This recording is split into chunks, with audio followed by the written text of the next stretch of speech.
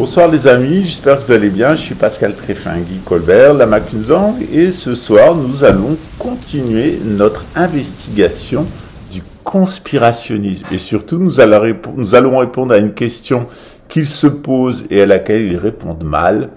La question c'est qui dirige le monde? Et en anglais on dit « Money rules the world ». On dit aussi qu'il y a des « secret rules », c'est-à-dire des règles secrètes, des gens qui font les règles en secret et qui les changent constamment à leur avantage. C'est comme avec la psychotronique, face je gagne, pile tu perds. Et c'est comme ça qu'est bien une certaine catégorie de personnes qu'on a identifiées maintenant, ce sont les Cananéens, en particulier les Édomites et les Sodomites et leurs cousins du Caucase, dont certains sont les Khazars, les Turco-Mongols, et puis les Ouïghours, et puis plein d'autres peuples. Ces peuples, lorsqu'ils pratiquent la religion, ils le font, mais vraiment avec un génie. C'est les meilleurs rabbins et les meilleurs imams. Vous les trouvez chez les Ouïghours et chez les Khazars, c'est les Juifs ashkénazes, c'est les meilleurs rabbins au monde. Et chez les Ouïghours, vous avez certainement les meilleurs imams de l'islam. Et donc à la question qui gouverne le monde, ben ce sont eux, et aujourd'hui on va voir comment. Alors, vous avez connu d'eux le pire, mais pas tout à fait le pire. Vous avez connu le troisième Reich des Édomites, c'était le troisième Reich d'Adolf Hitler, descendant de Esav, le cousin, le frère jumeau de Jacob Israël. Il avait un cousin complètement maléfique, mais vraiment une bête, qui a vendu son droit d'aînesse pour un plat de lentilles, c'est Ésaü, qui est l'ancêtre des Édomites, c'est-à-dire des dirigeants actuels de l'Occident, notamment la famille royale d'Angleterre. C'est généralement ceux qu'on appelle les Allemands, les Autrichiens, les Polonais, les Ukrainiens. Voilà, donc eux ce sont des Édomites, ils sont liés à Alexandre le Grand, c'est toutes ces peuplades venues du Caucase qui ont déversé sur notre pauvre Europe japhétique, on n'a pas le même groupe sanguin qu'eux, et qui sont arrivés avec des gènes néandertaliens.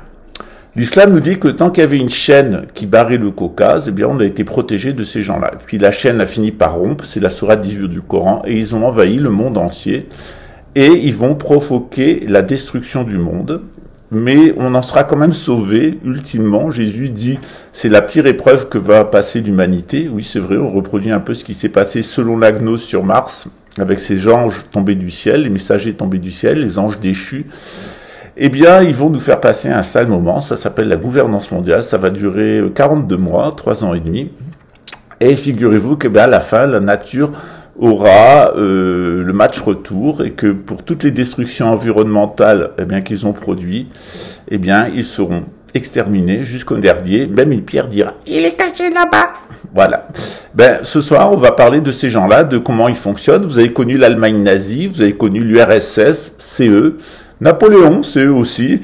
Et on va voir maintenant Alexandre le Grand, Rome, Jules César, c'est eux aussi. La Bible nous dit qu'il y a 7 empires sataniques. Ils ont pris possession de l'Égypte, ils l'ont détruite. Ils ont pris possession de la Syrie, ils l'ont détruite. Ils ont pris possession de Babylone, ils l'ont détruite. Ils ont pris possession de la Médo-Perse, ils l'ont détruite. Ils ont pris possession de la Grecque, il nous reste heureusement la philosophie, ils l'ont détruite. Ils ont pris possession des Étrusques et de Rome, et ils ont détruit Rome après en avoir fait une puissance coloniale d'asservissement.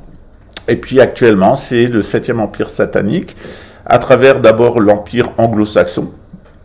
Et puis évidemment, on va aller vers une gouvernance mondiale de l'ONU, en tout cas des Allemands à l'intérieur de l'ONU. Moi, j'ai rien contre l'ONU, pourquoi pas. S'il y a des nations, c'est bien qu'il y ait une organisation des Nations Unies. Il vaut mieux ça que des nations désunies, mais unies par qui et pourquoi? Et unies par qui et pourquoi, Serge Monas nous l'a dit, c'est un combat final entre la chrétienté et l'antéchrist, l'anti-chrétienté. Voilà, c'est la crétinté chez eux. Voilà.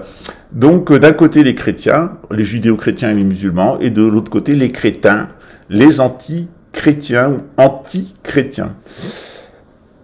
Aux États-Unis, ils ont joué un petit air de flûte qui ressemble beaucoup à ce qui s'est passé avec l'Allemagne nazie. Et ce petit air de flûte, ça s'appelle le business plot. Mais avant le business plot, ou en parallèle du business plot, dont on va parler aujourd'hui, il y a l'expédition du ministre de l'Agriculture Wallace pour Theodore Roosevelt, président des États-Unis, dont sa femme était directrice de la Société théosophique américaine, qui était Rose-Croix, comme lui Theodore Roosevelt.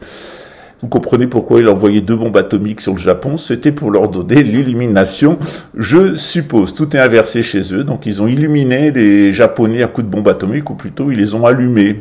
Voilà, allumer le feu. Voilà.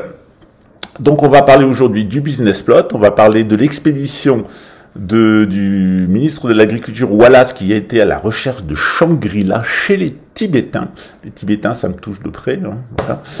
Et évidemment, on va parler des liens du 13e Dalai Lama avec les nazis, parce que quand ils sont arrivés au Tibet, ils sont tombés sur des reliquats des jésuites qui étaient là et des nestoriens, et puis ils ont vu notre Bouddha de l'Orient, qui est un Bouddha bleu, qui s'appelle Akshobhya, et il avait ici ce que eux appelaient une croix gammée, ce que nous on appelle le 4 gamma, c'est-à-dire une croix en rotation. Sauf que chez nous, les bouddhistes, la rotation, elle est en sens cosmique. On fait tourner la roue du samsara pour revenir à la pureté originelle. Et eux, ça tourne en sens inverse, dans le sens de la destruction, dans le sens anti-cosmique. Voilà, donc on va parler de ça, on va parler du Dalai Lama et des nazis. Vous comprendrez mieux qui est sa saleté, Tenzin Gyatso, et vous comprendrez mieux les problèmes qu'il a notamment avec Shugden, et puis on vous parlera du ministre de l'Agriculture Wallace, envoyé par Theodore Roosevelt à la recherche de Shangri-La, et on va commencer par le business plot, parce que ça, c'est vraiment pas piquer des vers, et ça annonce un peu la gouvernance mondiale depuis les États-Unis, qui est en train de se mettre en place grâce à nos amis les Roro. Vous avez connu Réré du QAnon. Réré du QAnon, il pense qu'il y a une conspiration des Roro. Voilà. Et donc, on va voir ce que ces Roro avaient mis en place aux États-Unis avec le général Butler. À tout de suite.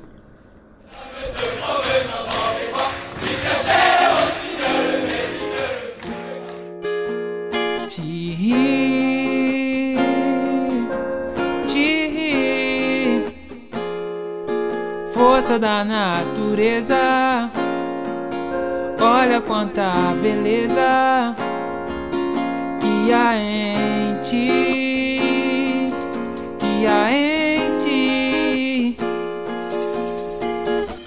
Força, fé, foco, visão, estratégia, esperança e determinação. Resistimos, resistindo, existindo.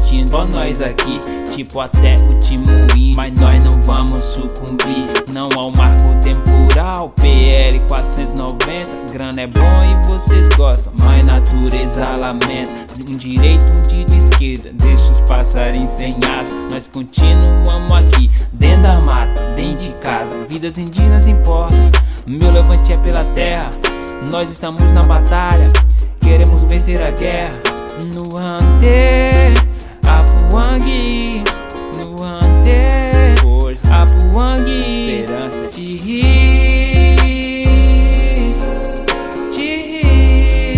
é a força e a razão, força da natureza, é pela terra, olha quanta beleza, é pelo futuro aí, que há em ti, que há em ti. Uou, muita fé, vamos aí. KF, Isaac na voz.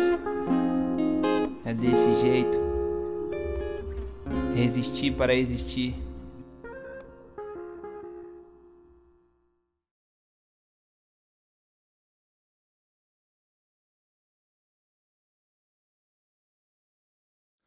Alors, je vais faire mon anti-flic, mon anti-militaire, mon ignoble luxembourgeois. Je ne vais pas consulter votre fiche bidon de renseignements fabriquée par des pédophiles, des narcotrafiquants et des assassins au sein de l'État. Je vais